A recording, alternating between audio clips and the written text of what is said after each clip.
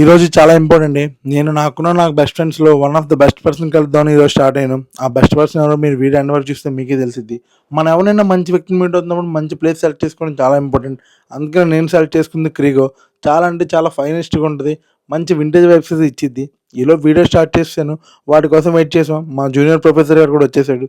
వీడు నా Ashram degree friend. మనం డిగ్రీ ఫ్రెండ్ కలిసి చాలా చాలా ఇయర్స్ అయిపోద్ది. ఎందుకంటే ఇప్పుడున్న ఈ ప్రెజర్స్, జాబ్స్‌లో చాలా మందిని చాలా మిస్ అవుతాం. అందుకనే లోపలికొచ్చేసి వీడియో స్టార్ట్ చేసి మేము కాలేజ్‌లో చేసిన ప్రతి దూల పని మా వైఫ్‌తో అయితే షేర్ చేసుకున్నాం. ఈలోపు మా వైఫ్ ఇచ్చిన ఎక్స్‌ప్రెషన్ అయితే మీరు కూడా చూసేయండి. ఈడు ఎంత సైలెంట్‌గా కనపడతాడు, అన్ని దూల పనులు చేసాడని మా వైఫ్ షాక్ అయింది. ఎలాగో తెలిసిపోయింది కదా అని ఇంకా మేము కలిసి అల్లరి చేసిన ప్రతి మూమెంట్‌ని అయితే షేర్ చేసుకున్నాం. ఈలోపు కిటికీలోంచి మంచి బ్యూటిఫుల్ మూమెంట్ క్యాప్చర్ చేశాను. వాళ్ళ డాడీ తన కూతుర్ని ఇలాంటి చిన్న పిక్స్ తీసాడు.